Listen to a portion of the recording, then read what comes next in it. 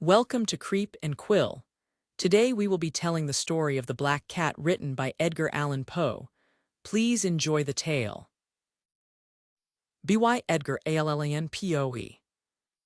For the most wild, yet most homely narrative which I am about to pen, I neither expect nor solicit belief. Mad indeed would I be to expect it, in a case where my very senses reject their own evidence. Yet mad am I not, and very surely do I not dream. But tomorrow I die, and today I would unburden my soul. My immediate purpose is to place before the world, plainly, succinctly, and without comment a series of mere household events.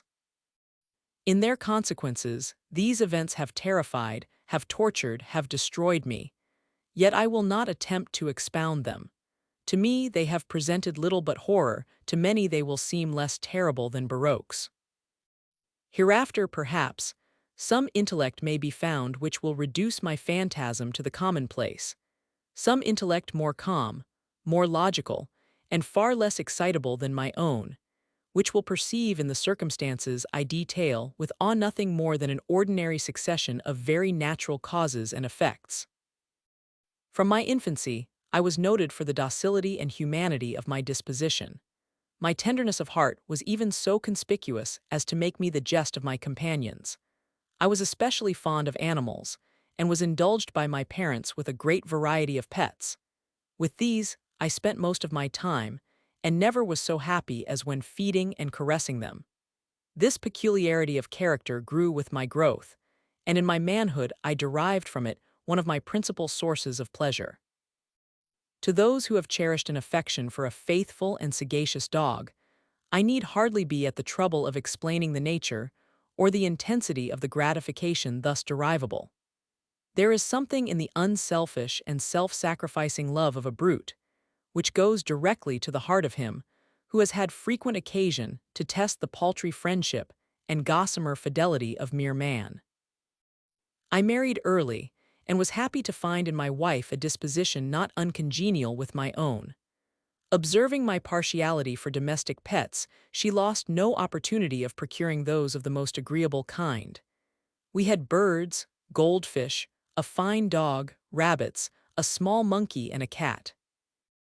This latter was a remarkably large and beautiful animal, entirely black, and sagacious to an astonishing degree. In speaking of his intelligence, my wife, who at heart was not a little tinctured with superstition, made frequent allusion to the ancient popular notion, which regarded all black cats as witches in disguise.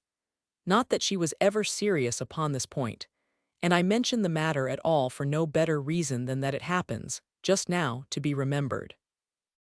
Pluto, this was the cat's name, was my favorite pet and playmate. I alone fed him, and he attended me wherever I went about the house.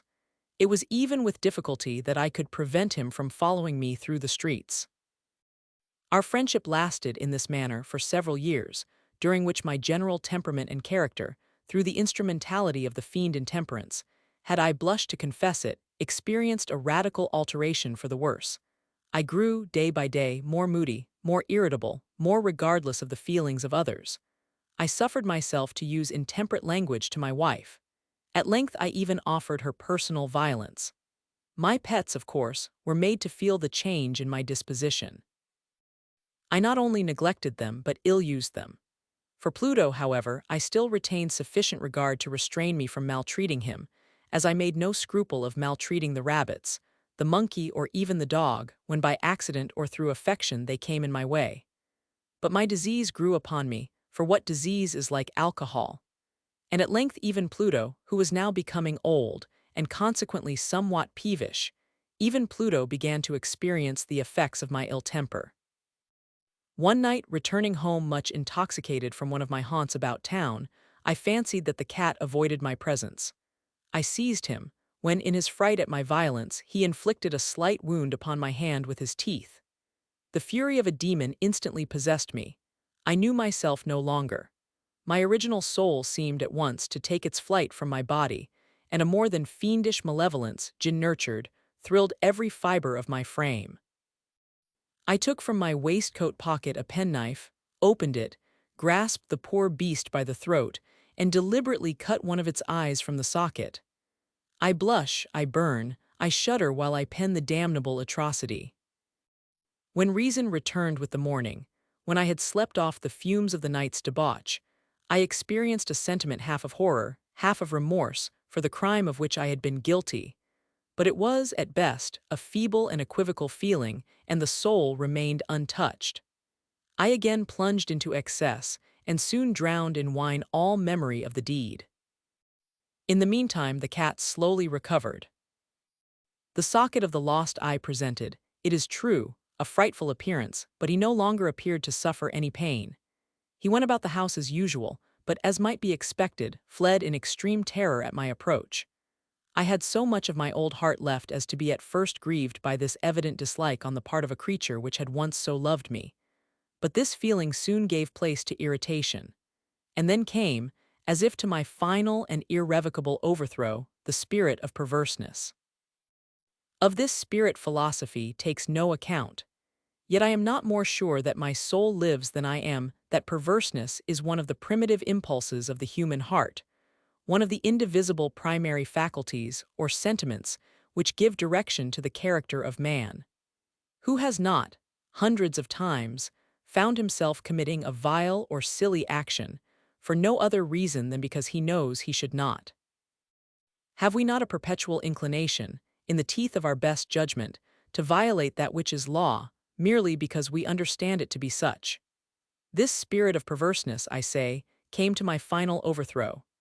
It was this unfathomable longing of the soul to vex itself, to offer violence to its own nature, to do wrong for the wrong's sake only, that urged me to continue and finally to consummate the injury I had inflicted upon the unoffending brute.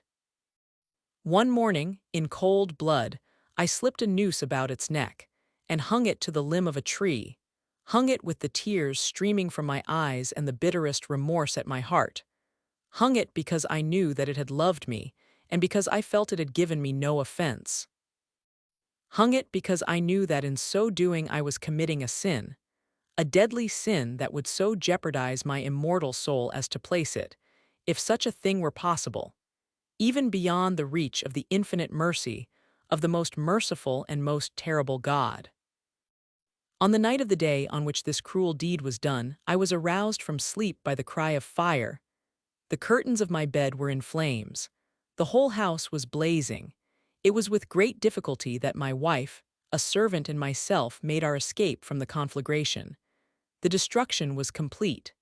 My entire worldly wealth was swallowed up, and I resigned myself thenceforward to despair.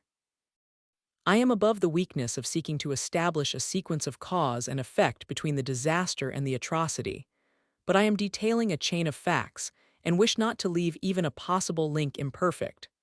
On the day succeeding the fire, I visited the ruins. The walls, with one exception, had fallen in. This exception was found in a compartment wall, not very thick, which stood about the middle of the house, and against which had rested the head of my bed. The plastering had here, in great measure, resisted the action of the fire, a fact which I attributed to its having been recently spread. About this wall a dense crowd were collected, and many persons seemed to be examining a particular portion of it with very minute and eager attention. The words strange, singular, and other similar expressions excited my curiosity. I approached and saw, as if graven in bas-relief upon the white surface, the figure of a gigantic cat. The impression was given with an accuracy truly marvelous. There was a rope about the animal's neck. When I first beheld this apparition, for I could scarcely regard it as less, my wonder and my terror were extreme. But at length reflection came to my aid. The cat, I remembered, had been hung in a garden adjacent to the house. Upon the alarm of fire, this garden had been immediately filled by the crowd, by some one of whom the animal must have been cut from the tree and thrown through an open window into my chamber. This had probably been done with the view of arousing me from sleep. The falling of other walls had compressed the victim of my cruelty into the substance of the freshly spread plaster, the lime of which with the flames, and the ammonia from the carcass, had then accomplished the portraiture as I saw it. Although I thus readily accounted to my reason, if not altogether to my conscience, for the startling fact just detailed, it did not the less fail to make a deep impression upon my fancy. For months I could not rid myself of the phantasm of the cat, and during this period there came back into my spirit a half-sentiment that seemed, but was not, remorse. I went so far as to regret the loss of the animal, and to look about me, among the vile haunts which I now habitually frequented, for another pet of the same species and of somewhat similar appearance, with which to supply its place. One night as I sat, half stupefied, in a den of more than infamy, my attention was suddenly drawn to some black object, reposing upon the head of one of the immense hogsheads of gin, or of rum, which constituted the chief furniture of the apartment. I had been looking steadily at the top of this hogshead for some minutes, and what now caused me surprise was the fact that I had not sooner perceived the object thereupon. I approached it and touched it with my hand. It was a black cat, a very large one, fully as large as Pluto and closely resembling him in every respect, but only Pluto had not a white hair upon any portion of his body. But this cat had a large, although indefinite, splotch of white, covering nearly the whole region of the breast. Upon my touching him he immediately arose, purred loudly, rubbed against my hand, and appeared delighted with my notice. This, then, was the very creature of which I was in search. I at once offered to purchase it of the landlord, but this person made no claim to it, knew nothing of it, had never seen it before. I continued my caresses, and when I prepared to go home the animal evinced a disposition to accompany me. I permitted it to do so, occasionally stooping and patting it as I proceeded. When it reached the house, it domesticated itself at once, and became immediately a great favorite with my wife. For my own part, I soon found a dislike to it arising within me. This was just the reverse of what I had anticipated, but I know not how or why it was. Its evident fondness for myself rather disgusted and annoyed me. By slow degrees, these feelings of disgust and annoyance rose into the bitterness of hatred. I avoided the creature. A certain sense of shame, and the remembrance of my former deed of cruelty, preventing me from physically abusing it. I did not, for some weeks, strike or otherwise violently ill-use it, but gradually, very gradually, I came to look upon it with unutterable loathing, and to flee silently from its odious presence, as from the breath of a pestilence. What added, no doubt, to my hatred of the beast was the discovery, on the morning after I brought it home, that, like Pluto, it also had been deprived of one of its eyes. This circumstance, however, only endeared it to my wife, who, as I have already said, possessed, in a high degree, that humanity of feeling which had once been my distinguishing trait, and the source of many of my simplest and purest pleasures. With my aversion to this cat, however, its partiality for myself seemed to increase. It followed my footsteps with a pertinacity which it would be difficult to make the reader comprehend. Whenever I sat it would crouch beneath my chair or spring upon my knees, covering me with its loathsome caresses. If I arose to walk it would get between my feet, and thus nearly throw me down, or, fastening its long and sharp claws in my dress, clamber, in this manner, to my breast. At such times, although I longed to destroy it with a blow, I was yet withheld from so doing, partly by a memory of my former crime, but chiefly, let me confess it at once, by absolute dread of the beast. This dread was not exactly a dread of physical evil, and yet I should be at a loss how otherwise to define it. I am almost ashamed to own, yes, even in this felon's cell, I am almost ashamed to own, that the terror and horror with which the animal inspired me had been heightened by one of the merest chimeras it would be possible to conceive. My wife had called my attention more than once to the character of the mark of white hair, of which I have spoken, and which constituted the sole visible difference between the strange beast and the one I had destroyed. The reader will remember that this mark, although large, had been originally very indefinite, but by slow degrees nearly imperceptible, and which for a long time my reason struggled to reject as fanciful, it had, at length, assumed a rigorous distinctness of outline. It was now the representation of an object that I shudder to name, and for this, above all, I loathed and dreaded, and would have rid myself of the monster had I dared. It was now, I say, the image of a hideous, of a ghastly thing of the gallows. O mournful and terrible engine of horror and of crime, of agony and of death! And now was I indeed wretched beyond the wretchedness of mere humanity, and a brute beast, whose fellow I had contemptuously destroyed, a brute beast to work out for me, a man, fashioned in the image of the high God, so much of insufferable woe. Alas! Neither by day nor night knew I the blessing of rest any more. During the former the creature left me no moment alone, and in the latter I started hourly from dreams of unutterable fear, to find the hot breath of the thing upon my face, and its vast weight, an incarnate nightmare that I had no power to shake off, incumbent eternally upon my heart. Beneath the pressure of torments such as these the feeble remnants of the good within me succumbed. Evil thoughts became my sole intimates, the darkest and most evil of thoughts. The moodiness of my usual temper increased to hatred of all things and of all mankind, while, from the sudden, frequent and ungovernable outbursts of a fury to which I now blindly abandoned myself, my uncomplaining wife, alas, was the most usual and the most patient of sufferers. One day she accompanied me upon some household errand into the cellar of the old building, which our poverty compelled us to inhabit. The cat followed me down the steep stairs, and nearly throwing me headlong, exasperated me to madness. Uplifting an axe, and forgetting, in my wrath, the childish dread which had hitherto stayed my hand, I aimed a blow at the animal which, of course, would have proved instantly fatal had it descended as I wished. But this blow was arrested by the hand of my wife. Goaded by the interference, into a rage more than demoniacal, I withdrew my arm from her grasp and buried the axe in her brain. She fell dead upon the spot without a groan. This hideous murder accomplished, I set myself forthwith, and with entire deliberation, to the task of concealing the body. I knew that I could not remove it from the house, either by day or by night, without the risk of being observed by the neighbors. Many projects entered my mind. At one period, I thought of cutting the corpse into minute fragments and destroying them by fire. At another, I resolved to dig a grave for it in the floor of the cellar.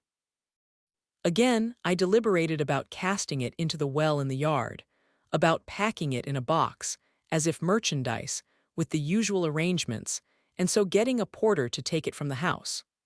Finally, I hit upon what I considered a far better expedient than either of these. I determined to wall it up in the cellar, as the monks of the Middle Ages are recorded to have walled up their victims. For a purpose such as this, the cellar was well adapted. Its walls were loosely constructed and had lately been plastered throughout with a rough plaster, which the dampness of the atmosphere had prevented from hardening. Moreover, in one of the walls was a projection, caused by a false chimney or fireplace that had been filled up and made to resemble the rest of the cellar. I made no doubt that I could readily displace the bricks at this point, insert the corpse, and wall the whole up as before, so that no eye could detect anything suspicious. And in this calculation I was not deceived. By means of a crowbar I easily dislodged the bricks, and having carefully deposited the body against the inner wall, I propped it in that position, while with little trouble I relayed the whole structure as it originally stood. Having procured mortar, sand, and hair with every possible precaution, I prepared a plaster which could not be distinguished from the old, and with this I very carefully went over the new brickwork. When I had finished, I felt satisfied that all was right. The wall did not present the slightest appearance of having been disturbed. The rubbish on the floor was picked up with the minutest care. I looked around triumphantly and said to myself, "Here, at least then, my labor has not been in vain." My next step was to look for the beast which had been the cause of so much wretchedness, for I had at length firmly resolved to put it to death. Had I been able to meet with it at the moment, there could have been no doubt of its fate. But it appeared that the crafty animal had been alarmed at the violence of my previous anger and forbore to present itself in my present mood. It is impossible to describe or to imagine the blissful sense of relief which the absence of the detested creature occasioned in my bosom. It did not make its appearance during the night, and thus, for one night at least since its introduction into the house, I soundly and tranquilly slept. I slept, even with the burden of murder upon my soul. The second and the third day passed, and still my tormentor came not. Once again I breathed as a free man. The monster, in terror, had fled the premises forever. I should behold it no more. My happiness was supreme. The guilt of my dark deed disturbed me but little. Some few inquiries had been made, but these had been readily answered. Even a search had been instituted, but of course nothing was to be discovered. I looked upon my future felicity as secured. Upon the fourth day of the assassination, a party of the police came very unexpectedly into the house and proceeded again to make a rigorous investigation of the premises. Secure, however, in the inscrutability of my place of concealment, I felt no embarrassment whatever. The officers bade me accompany them in their search. They left no nook or corner unexplored. At length, for the third or fourth time, they descended into the cellar. I quivered not in a muscle. My heart beat as calmly as that of one who slumbers in innocence. I walked the cellar from end to end. I folded my arms upon my bosom and roamed easily to and fro. The police were thoroughly satisfied and prepared to depart. The glee at my heart was too strong to be restrained. I burned to say but one word, by way of triumph, and to render doubly sure their assurance of my guiltlessness. "Gentlemen," I said at last, as the party ascended the steps, "I delight to have allayed your suspicions. I wish you all health and a little more courtesy. By the by, gentlemen, this is a very well-constructed house." In the rabid desire to say something easily, I scarcely knew what I uttered at all. I may say an excellently well-constructed house. These walls, are you going, gentlemen? These walls are solidly put together. And here, through the mere frenzy of bravado, I rapped heavily, with a cane which I held in my hand, upon that very portion of the brickwork behind which stood the corpse of the wife of my bosom. But may God shield and deliver me from the fangs of the arch-fiend. No sooner had the reverberation of my blows sunk into silence than I was answered by a voice from within the tomb. By a cry, at first muffled and broken, like the sobbing of a child, and then quickly swelling into one long, loud, and continuous scream, utterly anomalous and inhuman, a howl. A wailing shriek, half of horror and half of triumph, such as might have arisen only out of hell, conjointly from the throats of the damned in their agony and of the demons that exult in the damnation. Of my own thoughts it is folly to speak. Swooning, I staggered to the opposite wall. For an instant the party upon the stairs remained motionless, through extremity of terror and of awe. In the next, a dozen stout arms were toiling at the wall. It fell bodily. The corpse, already getting decayed and clotted with gore, stood erect before the eyes of the spectators. Upon its head, with red, extended mouth and solitary eye of fire, sat the hideous beast whose craft had seduced me into murder, and whose informing voice had consigned me to the hangman. I had walled the monster up within the tomb.